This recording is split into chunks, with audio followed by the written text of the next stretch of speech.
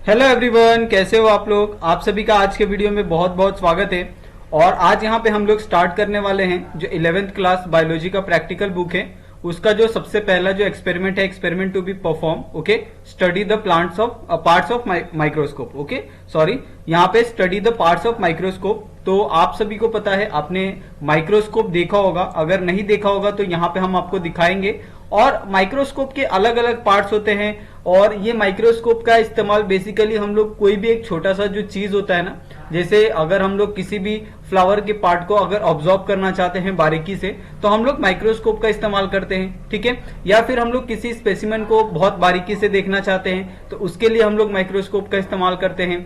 या फिर किसी भी छोटी चीज को, किसी भी छोटे जीव को अगर हमें देखना है बड़े स्केल पे, तो उसके लिए माइक्रोस्कोप का हम लोग इस्तेमाल करते हैं। ओके, तो यहाँ पे बहुत सारी चीजें हम लोग देखेंगे कि माइक्रोस्कोप के अंदर क्या क्या चीजें होती है, कौन कौन से पार्ट्स होते हैं। और मैंने कुछ आपको जो एप्लीकेशन है माइक्रोस्कोप के वो ऑलरेडी बता दिए हैं। ओके, तो यहाँ पे आप देखोगे, यहाँ पे एम दिया है आपको, to study the parts of compound microscope and their function. Okay, तो यहाँ पे आपको ये पता होना चाहिए कि कंपाउंड माइक्रोस्कोप अलग होता है और सिंपल माइक्रोस्कोप अलग होता है। ओके, सिंपल माइक्रोस्कोप का इस्तेमाल बेसिकली हम लोग डायसेक्शन के लिए करते हैं, यानी अगर हमें फ्लावर दिया है तो फ्लावर के जो अलग अलग पार्ट्स होते हैं तो उनको अगर हमें सेपरेट करना है तो इसके लिए हम लोग किसका इस्तेमाल करते हैं, सिंपल माइक्रोस्कोप का। ओके, लेकिन अगर उन छोटे छोटे पार्ट्स को जो हमने सेपरेट किया है, अगर उनको देखना है और उनको वापस फर्दर सेपरेट करना है, तो वो चीज आप सिंपल माइक्रोस्कोप में नहीं कर सकते। ओके, तो उसके लिए हम लोग इस्तेमाल करते हैं कंपाउंड माइक्रोस्कोप। ओके, और कंपाउंड माइक्रोस्कोप का यहाँ पे आपको प्रिंसिपल दिया है, साथ में यहाँ पे रिक्वायरमेंट, यानी जो चीज हम लोग प्रैक्टिकल कर रहे हैं उसी के रिगार्डिंग यहाँ पे रिक्वायरमेंट आपको मिलेगी।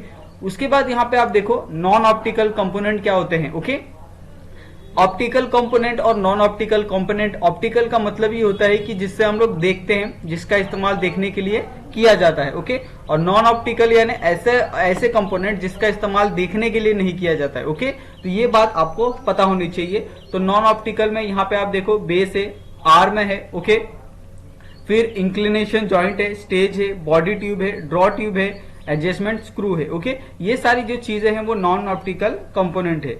और यहाँ पे अगर ऑप्टिकल कंपोनेंट की बात करें तो यहाँ पे आप देखोगे तो लेंस होंगे, ऑब्जेक्टिव लेंस हो गया, फिर डायफ्राम हो गया, कंडेंसर हो गया, मिरर हो गया। तो ये सारी चीजें क्या है, ऑप्टिकल कंपोनेंट है, जिसका इस्तेमाल हम लोग किसके लिए करते हैं, बेसिकली देखने के लिए करते हैं। ओके, उसके बाद यहाँ पे आपको थोड़ा सा एक्स्ट्रा इन्फॉर्मेशन दिया है। तो जो बच्चे बहुत ज्यादा इंटरेस्टेड होते हैं स्टडी में, खासकर अगर प्रैक्टिकल्स में, क्योंकि मेरे हिसाब से जो प्रैक्टिकल होता है ना साइंस का, बच्चे लोग सबसे most important things. Okay, science के अंदर सबसे इंपॉर्टेंट चीज क्या होती है, उसकी प्रैक्टिकल। अगर आप प्रैक्टिकल अच्छे से परफॉर्म करते हो तो आपको थ्योरी के अंदर थोड़ी सी भी दिक्कत नहीं आने वाली है। ये बात आप 110% आप कहीं पे भी नोट करके रख लो। ओके, तो आपको अगर बेसिकली अगर आपको साइंस फील्ड में ही आगे बढ़ना है, अभी तो आप 11th में हो, 12th जाओगे, या फिर उसके आगे फर्दर स्टडी करना चाहते हो साइंस के अंदर, तो आपका मेरा ये रहेगा कि आप क्या करो, फोकस करो अपने प्रैक्टिकल के ऊपर, अपने हैंड स्किल के ऊपर। जितना आप ज्यादा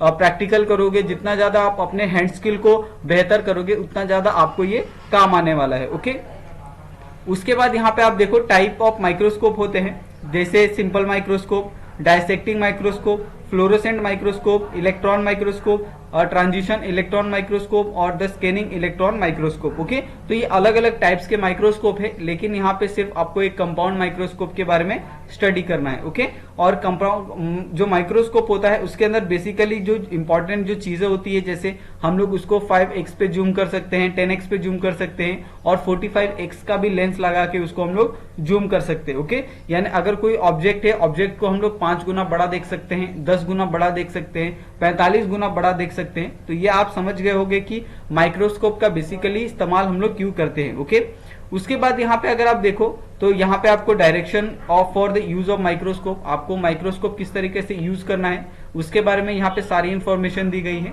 और मुझे ऐसा लगता है कि इसके अंदर से आपको मे बी 1 या 2 क्वेश्चन आपको एग्जाम में भी पूछे जा सकते हैं माइक्रोस्कोप के ऊपर। तो अगर आप ये प्रैक्टिकल में अच्छे से रीड कर लेते हो तो आप एग्जाम में भी अच्छे से कर लोगे। ओके, और यहाँ पे हमने देखो, यहाँ पे अलग अलग जो माइक्रोस्कोप है, ये हमारा सिंपल वाला माइक्रोस्कोप है, उसके अलग अलग जो पार्ट्स है उसको हमने यहाँ पे लेबल किया है। ओके, आप ये नोट कर सकते हो। ओके। उसके बाद अगर हम लोग कंपाउंड माइक्रोस्कोपी की बात करें जिसमें हमारा मेन फोकस था, ओके, तो यहाँ पे उसके अलग अलग पार्ट्स को हमने मेंशन किया है कि कौन से पार्ट्स को क्या बोलते हैं, क्या उसका नाम है, ओके।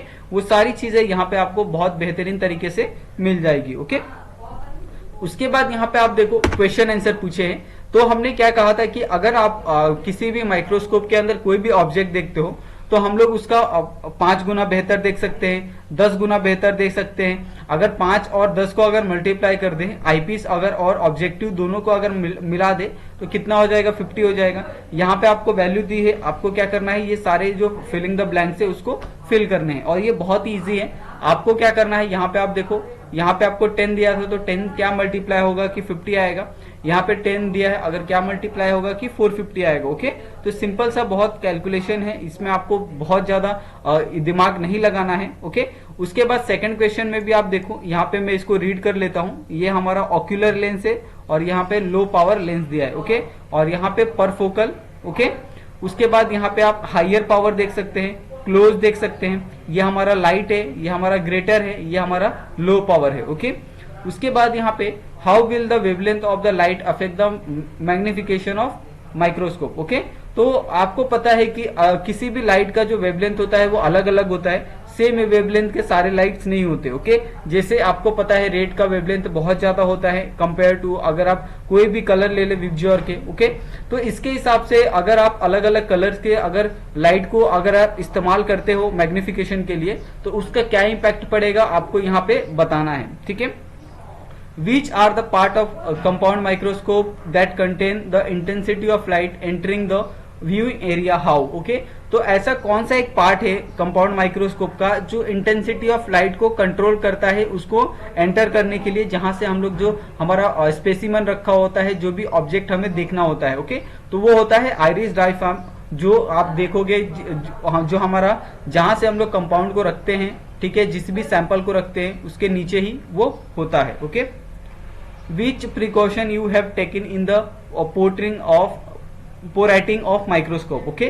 तो हमने ऑलरेडी ऊपर जो डिस्कस किया था कि आपको क्या क्या प्रिकॉशन लेना है अगर आप किसी भी स्पेसिमन को अगर वहां पे रखते हो, ओके, या फिर कोई भी अगर लैब में अगर आप किसी भी इंस्ट्रूमेंट को हैंडल करते हो, कंपाउंड माइक्रोस्कोप है गया या फिर कोई भी अगर कोई भी कंपोनेंट हो गया, कोई भी इंस्ट्रूमेंट हो गया, तो आपको उसके अंदर क्या क्या प्रिकॉशन लेने हैं वो हमने डिस्कस किया था। और साथ में अगर आप माइक्रोस्कोप के अगर ऊपर अगर कोई भी स्पेसिमन को देखना चाहते हो तो उसमें आप क्या ये कर सकते हो, प्रिकॉशन ले सकते हो, वो सारी चीजें यहाँ पे आपको बतानी है, ओके।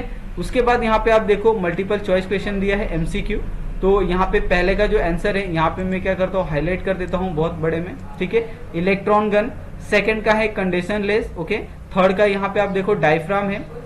उसके बाद फोर्थ का यहाँ पे 14x है, ओके। फिफ्थ का यहाँ पे आप देखो लेफ्ट, और सिक्स्थ का यहाँ पे आपका ब्लू, ओके। सॉरी, यहाँ पे आपका सिक्स्थ का क्या आएगा, सिर्फ ब्लू आएगा, ठीक है। तो आप इस बात का ध्यान रखो, सिक्स्थ का सिर्फ ब्लू आएगा, ओके। उसके बाद यहाँ पे आप देखो match the microscope part listed with the correct function, okay.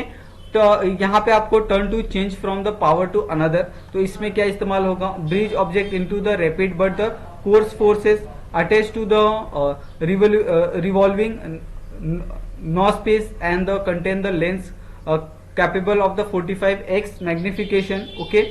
उसके बाद direct light into the scope adjustment, तो इसका क्या आएगा, regulate the amount of light entering the scope, okay. तो ये सारी चीजों का जो आंसर है वो बहुत इजी है और यहाँ पे हमने ऑलरेडी ये सारा चीज डिस्कस किया है, ओके। तो अगर आपको ये वीडियो बहुत अच्छी लगी हो तो प्लीज हमारे वीडियो को लाइक कर ले और चैनल को भी सब्सक्राइब कर ले। थैंक यू सो मच बच्चे लोग, मिलते हैं हम लोग नेक्स्ट प्रैक्टिकल में, नेक्स्ट एक्सपेरिमेंट में। Thank you so much.